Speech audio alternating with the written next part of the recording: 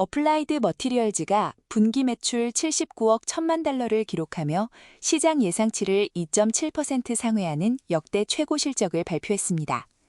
하지만 실적 발표 직후 주가의 움직임은 비교적 완만했습니다. 이러한 실적 수치와 시장 반응 사이의 괴리야말로 우리가 주목해야 할 핵심 질문이 있는 곳입니다. 일반적인 시각은 단순합니다. AI 설비 투개가 증가하고 장비 제조사가 수혜를 입으며 어플라이드 머티리얼즈가 유리한 고지에 있다는 것입니다. 이는 틀린 말은 아니지만 불완전한 분석입니다. 이번 분기 실적은 단순한 추세의 확인이 아니라 장비업계 사이클의 속도가 구조적으로 변화하고 있다는 증거이기 때문입니다. 정작 중요한 수치는 매출 상회폭이 아니라 가이던스의 수정입니다.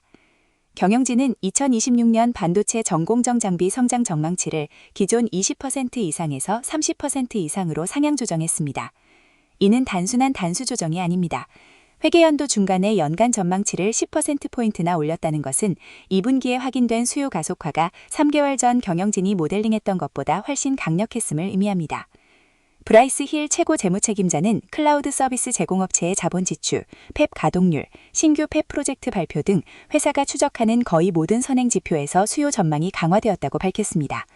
현재 어플라이드 머티리얼즈는 전 세계적으로 100개 이상의 팹 프로젝트를 추적 중이며 이번 분기에만 10개 이상의 프로젝트가 추가되었습니다.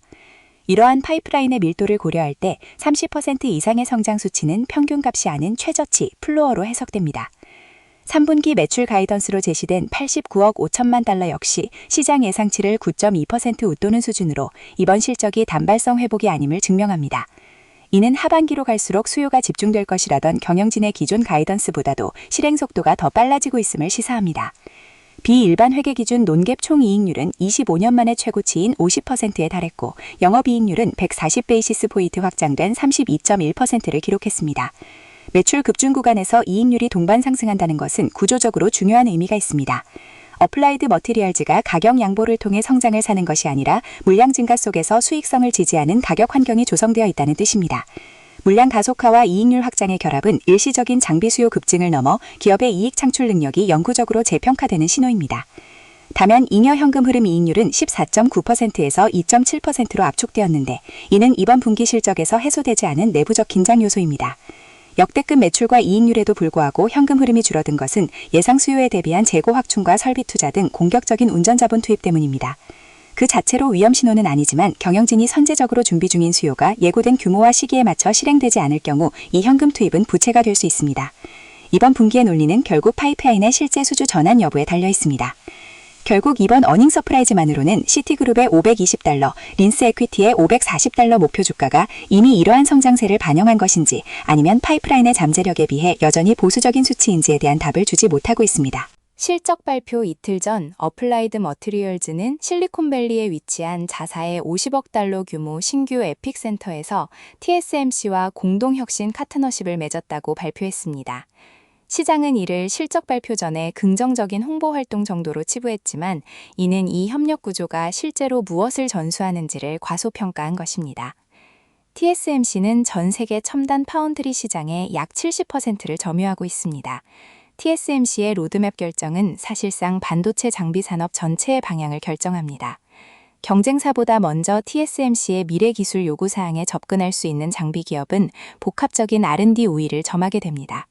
특정 공정 노드가 대량 양산에 들어가기 몇 년 전부터 적합한 기술의 자본을 배정하면 해당 노드가 활성화될 때 독점적인 장비 지위를 확보할 수 있기 때문입니다. 에픽센터는 통상적인 협력 연구소가 아닙니다. 초기 연구 단계와 본격적인 대량 양산 사이의 시차를 압축하기 위해 설계되었습니다. TSMC가 창립 파트너로 참여한다는 것은 어플라이드 머티리얼즈가 TSMC의 다중 노드 로드맵에 대해 구조적인 가시성을 확보한다는 의미입니다. 현재의 선단 공정뿐 아니라 그 이후의 전환 경로까지 미리 파악하게 되는 것입니다. TSMC의 YJ 미 수석 부사장은 AI 수요 대응을 위해 업계 전반의 협력이 필수적이며 에픽센터가 차세대 기술을 위한 장비 및 공정 준비를 가속화하는 환경을 제공할 것이라고 직접 언급했습니다. 이는 단순한 외교적 수사가 아닙니다. TSMC가 어플라이드 머티리얼즈가 통제하는 시설에 내부 리소스와 로드맵 접근권을 부여했음을 알리는 강력한 신호입니다. 전략적 관점에서 이번 계약은 어플라이드 머티리얼즈에 유리한 지속적인 정보의 비대칭성을 창출합니다. 경쟁사들은 TSMC의 공정 요구 사항이 표준으로 공표된 후에야 알 수 있지만 어플라이드 머티리얼즈는 수년 전 연구소 단계에서 이를 먼저 보게 됩니다. 이러한 비대칭성은 회사의 R&D 주기를 단축하는 반면 경쟁사들의 대응 시간은 늘리는 결과를 초래합니다. 게리 디커슨 CEO는 고객사와의 논의가 점점 2027년과 2028년까지 확장되고 있다고 언급했습니다. 이는 에픽센터 파트너십과 궤를 같이 합니다. TSMC가 단기적인 관계를 위해 공동 혁신 구조에 합의할 리 없기 때문입니다. 이 헌신적인 협력 기간 자체가 AI 인프라 구축이 현재의 지출 사이클을 훨씬 넘어 장기화될 것이라는 신호입니다. 모건 스탠리는 실적 발표 전 목표 주가를 $454로 상향하며 이번 실적을 옳은 방향으로의 두 번째 도약이라 평가했습니다. 에픽센터 발표와 같은 주에 나온 이 상향 조정은 애널리스트진이 분기 실적 수치 확인 전부터 이미 단연간의 R&D 가시성을 가격에 반영하기 시작했음을 시사합니다. CT $520, 캔터 피츠제랄드 $550, 린스 에퀴티 $540의 목표 주가 조정 모두 현재 분기가 아닌 2027년과 2028년 수익을 밸류에이션 근거로 삼고 있습니다. TSMC와의 협력은 이러한 장기 추정치에 확신을 더해주는 구조적 근거가 됩니다. 다만 이 파트너십으로도 아직 풀리지 않는 숙제는 2027년과 2028년 추정치를 현재 애널리스트들의 모델보다 더 높게 끌어올릴 실제 수요처가 어디인가 하는 점입니다. 2026년 3월 테슬라와 스페이스X는 테라팹이라 불리는 제조시설 계획을 공개했습니다. 이는 선단 공정인 2나노미터 칩을 겨냥하며 최종적으로 연간 1테라와트의 연산 능력을 지원하도록 설계되었습니다. 시티그룹의 아티프 말릭 애널리스트는 $520 목표 주가 보고서에서 테라팹이 2027년과 2028년의 반도체 장비 WFE 추정치의 강력한 업사이드 요인이지만 현재 자신의 모델에는 반영되지 않았다고 명시했습니다.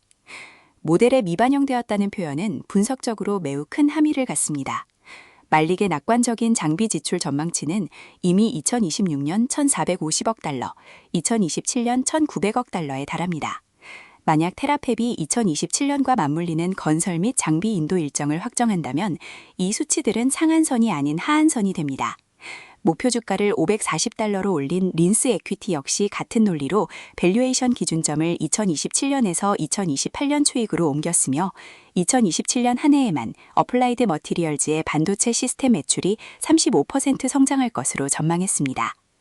테라팹이 중요한 실질적 변수가 되는 이유는 어플라이드 머티리얼즈의 높은 D램 노출도 때문입니다. 모건 스탠리에 따르면 어플라이드 머티리얼즈는 주요 장비사 중 D램 비중이 가장 높으며 2026년 매출의 약 31%가 D램 관련 매출일 것으로 예상됩니다. 테라팹의 2나노 타겟은 AI 가속기가 의존하는 고대 역폭 메모리, HBM 등 첨단 D램 구조를 필수적으로 요구합니다. 메모리 공정 장비와 D램 배선, 패턴 형성, 시각 분야에서 독보적 1위인 어플라이드 머티리얼즈의 제품군에 테라팹의 장비 발주가 경쟁사보다 집중될 수밖에 없는 구조입니다. 반면 하방 리스크는 중국입니다. 엔비디아의 H200 칩이 중국 기업 10곳의 판매 승인을 받았다는 소식이 있지만 반도체 장비는 훨씬 엄격하고 지속적인 수출 규제 체제에 놓여 있습니다. 어플라이드 머티리얼즈의 중국 매출 비중은 지정학적 상황에 따라 수익성 리스크로 작용하며 이는 현재 가이던스에 완전히 반영되지 않은 변수입니다. 만약 수출 규제가 중국 내외 추가 장비 카테고리나 고객층으로 확대될 경우 30% 이상의 성장 전망은 매출 집중도 문제에 직면하게 됩니다. 중국 매출 공백을 메울 비중국 패배 수요가 충분히 빠른 속도로 올라와야 하기 때문입니다. 테라팹 업사이드의 확인 조건은 명확합니다. 2026년 8월 실적 발표 전 테라팹의 건설이나 장비 조달 일정이 발표된다면 말릭의 $520 목표가는 보수적인 수치가 됩니다. 중국 리스크의 확인 조건 또한 명확합니다. 어플라이드 머티리얼즈의 D램이나 첨단 패키징 제품군으로 수출 제한이 확대된다면 현재의 성장 가도로는 감당하기 어려운 가이던스 하향 조정이 불가피할 것입니다. 결국 테라팹의 타임라인과 중국 수출 규제의 범위, 이 두 가지 변수가 $520에서 $550라는 애널리스트들의 목표가 범위가 2027년 수익 기반을 과소평가한 것인지 아니면 규제 마찰로 무너질 수 있는 낙관론인지를 결정할 것입니다. 79억 1천만 달러의 기록적 매출과 30% 이상의 성장 전망은 현재 조건에서 낼 수 있는 최선의 성적표였습니다. 이제 8월 13일 시장은 이 두 상반된 힘 중 어느 쪽이 더 빠르게 움직이는지 확인하게 될 것입니다.